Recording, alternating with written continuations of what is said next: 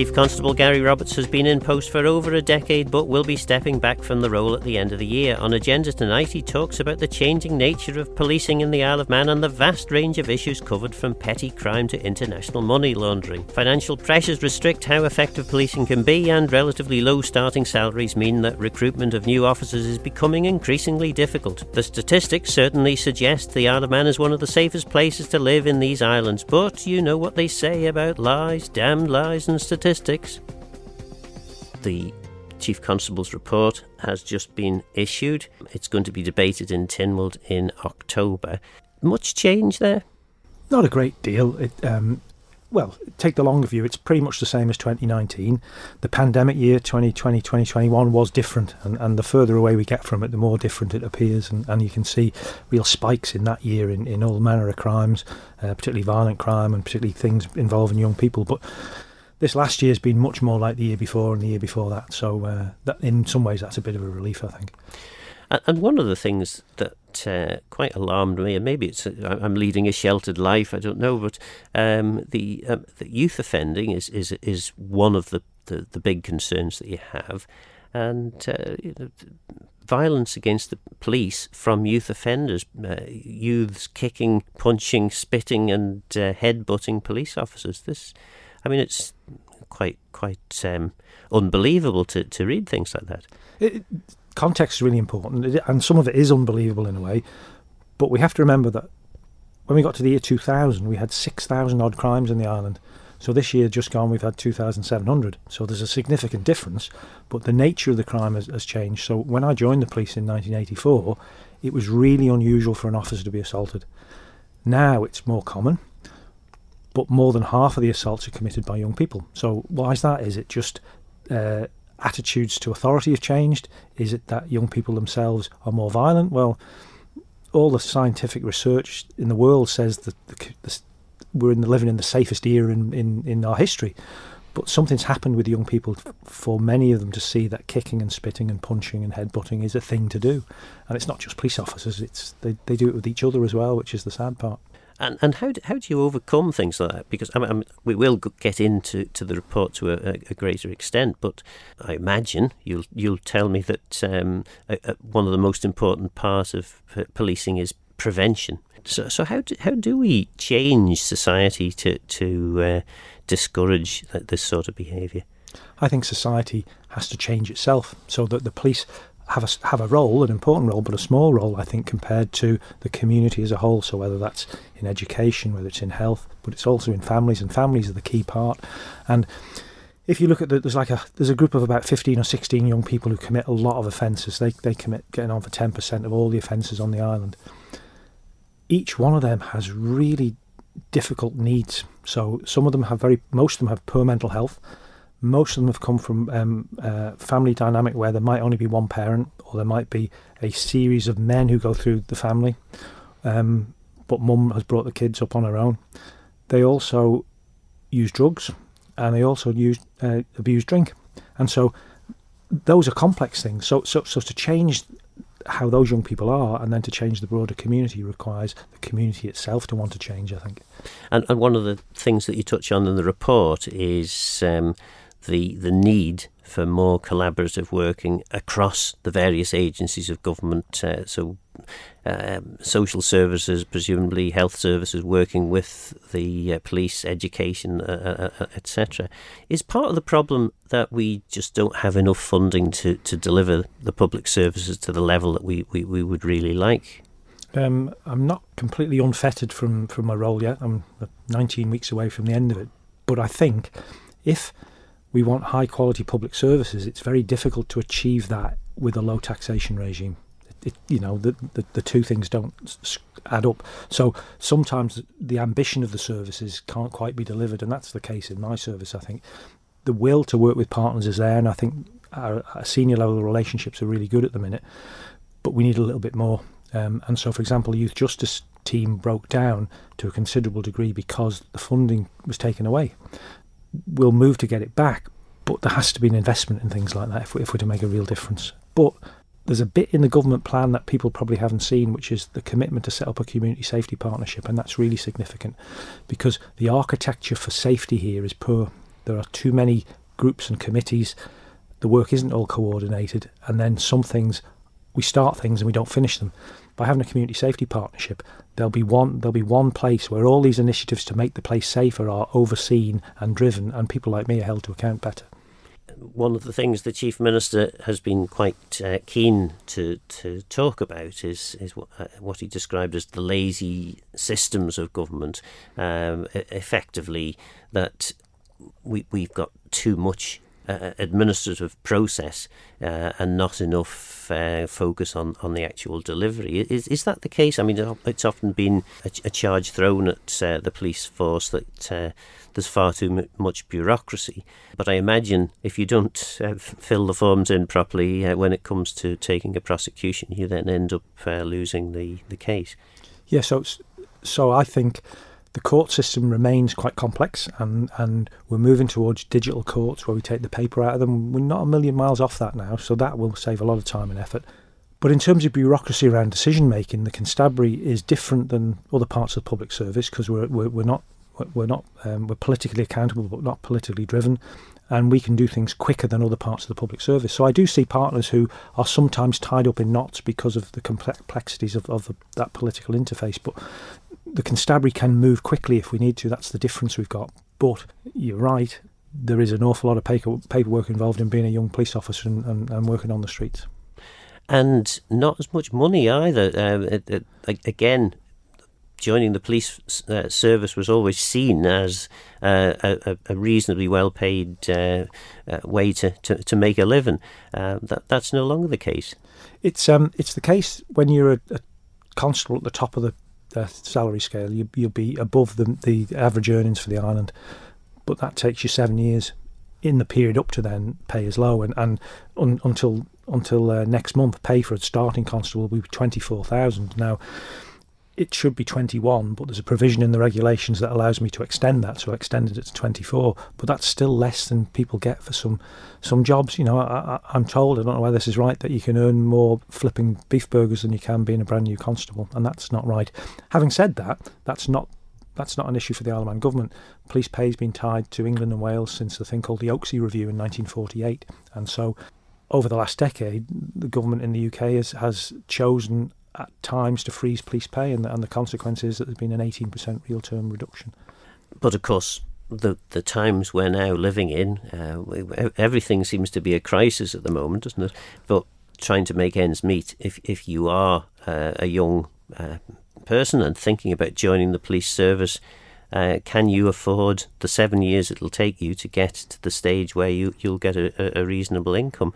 And is that a challenge in terms of recruitment? It is that's increasingly a challenge. So I wouldn't want to be 30 years old and living in my parents' spare bedroom because I couldn't get on the housing ladder. And this is in a way less about pay and as much about housing, I think, and the ability of young constables to find their way in the world and get onto the housing ladder. That's the really tricky thing for them. But police pay is important, and police recruitment and retention is important because we need high-quality police officers and we need enough of them. And if we can't recruit, that becomes a problem. If we can't recruit the right people, that's an issue as well. Over the last couple of years, we've recruited some really good people and we've not been losing them. But our summer recruitment exercise this year failed. We were looking for 10 constables to start in September. We've got 2 candidates through, only 2, and one of those 2 has now said, having reflected and looked at the pay, I can't afford it. And so if we want people with life experience, we want people to have had a career, maybe join the police when their kids have grown up, they're not going to join for 24,000, or as it will be in a few weeks' time, 26,000. It's too big a risk. So if we don't recruit, the consequences are significant, I think. And in terms of recruitment, I mean, clearly there was a major financial issue that government had to tackle in 2008, which resulted in significant cuts across large swathes of government. You mentioned in the report that you've just about managed to catch up now. Are there still a few areas that you'd like to see more resource if you were in the ideal world? Every chief constable will always say they want more money. We're in the course of getting more funding to deal with international financial crime. I'll come back to that in a second. But the issue of those reductions that started in 2008 and gathered pace, and in 2012 we lost getting on for 20% of the budget. So because we're nearly 90% salary costs, the only way you can meet the targets that you set is to have fewer people. And I made it really clear behind the scenes, but then also publicly a couple of times, that there'd be consequences to that. And the consequences of reducing police numbers would be seen in the small towns and villages of the island. They'd be seen in Peel and Ramsey and Port Erin and places like that, because there would be fewer police officers. And one of the consequences I predicted was an increase in offending by young people. And it's almost a case of I told you so. And thankfully the last administration saw that was right, and they gave us the funding, but we effectively lost 4 or 5 years of community policing because of that. And that mustn't happen again. I'll be gone before long, but future governments need to I think discriminate better when they're making reductions, and not just top slice, because a top slice for a little budget like mine is actually more significant than that top slice in some other places. So yes, we are seeking extra funding, and we've been given 2 years of funding through a thing called the Seized Asset Fund, which is largely criminal money that we've taken, which will fund a small dedicated team that will focus only on international money laundering cases. So those are cases where someone might live in Germany and launder money through the Isle of Man into the United States. They might never have even been here, but the offending has happened here, and we have to investigate that and bring them back into the Isle of Man through extradition and prosecute them. So that's really specialist work, and it does require extra funding, and the Treasury's just given us some extra money for that. And actually, in that answer, you've gone from effectively giving, well, you're not allowed to give youth offenders a clip around the ear, but a verbal clip around the ear, right the way through to probably one of the most complicated areas of crime, financial crime, probably combined with cyber crime. One of the most complicated areas to police. It is quite a vast remit that you've got, really, isn't it? I think if you're an outsider looking in and you didn't know the island, you'd say, well, it's pretty easy, isn't it? But actually, that sums up the complexity of it. And people who've been chasing my job from the UK, every one of them who's been to the island to look at it has said, oh my word, I didn't realise that you go from that really low level stuff. So if someone has their milk stolen in Port Erin, that is really important, and the police should do whatever they can about that. But actually, dealing with international money laundering, dealing with the financing of terrorism, stuff like that, is big and complex. And if we get that bit wrong, the whole economic success and health of the island will suffer. So I'm always mindful that in many ways that's the first among equals. But for me, protecting our quality of life is critical. So we still need to do the milk thefts. We still need to do everything we can to stop criminals in Liverpool sending drugs to the island and corrupting young people here. So everything is important. It's a challenge. And that's what makes policing such a different and enjoyable thing, I think. Your minister has sort of answered this question, but is our drugs problem that we can't police the drugs situation as well as we ought, or is it attitudes to drugs have changed and legislation hasn't changed with that? I think at the heart of a lot of it, well, the drugs thing is a business. It's an illegal business, but it's a business, so it thrives on supply and demand, and people make profits. So, and some of the people who are involved in it have got a real entrepreneurial ability and skill, and were they to work in the legal world, they'd make an awful lot of money there as well. But the paradox in all of it is this: people will want to use drugs, and it's in the interests of the drug suppliers to get more and more people to use them. The paradox is this, though: the better the police get at enforcement, the better the criminals have to become to deal the drugs. So we get better, we seize more drugs, we take the drugs out of the market, we create debt in the market. The drug dealers then have to become more ruthless, and they have to become more creative. And the creativity comes in finding different ways to get it here, and different ways of exploiting people to get them to look after them and to deal them and to manage it. And so, however you look at it, it's a wicked problem. You're listening to Chief Constable Gary Roberts. Are you able to tell us some of the creative ways in which drugs dealers have managed to get drugs into the island, or is that giving too much away? No, I can tell you. So we've seized a number of cars over the last couple of years. usually they've been Mercedes and that type of vehicle, where they've had constructed within them hides, so hidden compartments within the vehicles where the drugs are hidden, and those compartments have been linked electronically to people in the UK, so that if there's a disruption and somehow we enter that compartment, people will know that we've done it. So we've learned how these compartments are constructed. We're working with our colleagues in the UK about where they're constructed, and then we've learned how to get into them without triggering the alarms. And so that's really sophisticated, and that's so. And ostensibly, a vehicle will come off the boat and it will look normal, but the person driving it will have been coerced or paid money to do that. They may or may not know what's in the vehicle. They probably do, and that's really sophisticated. And so that's at one extreme. Other extremes, we've had stuff imported into the island, hidden in white goods, for example, through carrier companies. It's a very sophisticated thing. We've done work looking at fishing boats, for example, in the past. So, however we look at it, the people who do it are sophisticated, but they have to be, because actually we're pretty good at catching people. And in terms of the drug situation on the island, does it fuel crime? The people who become dependent needing to get money and therefore causing crime that way, or is that not so big a problem on the island? That's a really interesting question, because we don't have the acquisitive crime that they have in England. So we don't get people getting robbed at the service till. We don't get people's homes broken into at night. That's really unusual.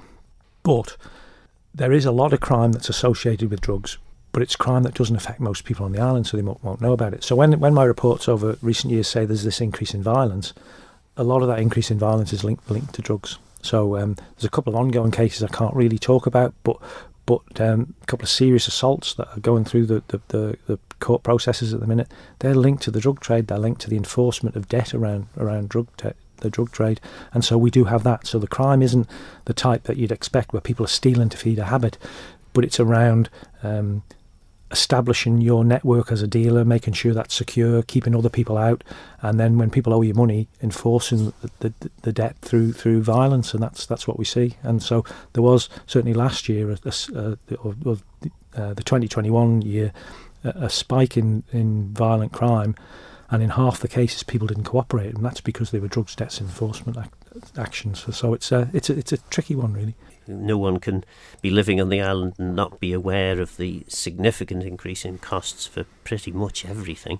Is that going to cause additional pressures in terms of new crimes happening as people find it impossible to pay for basics and they start looking to crime? Is that a thing that happens with people who are under a lot of financial pressure? Yeah, it can. When I think to back when I was a boy, in Hills Meadow there was the National Coal Board yard, and the coal was piled high, and one of the jobs that the police would do was catch people stealing coal to keep their houses warm, and they'd be sneaking back along the railway tracks, and that was such a sad thing. And I can remember arresting somebody myself for that, and you think, oh my, this person's stealing coal to live. I'm not sure we're at that position, but there is a real chance that people will become desperate and will steal, so we have to be ready for that, and the courts have to be ready to deal with people in an appropriate way for that.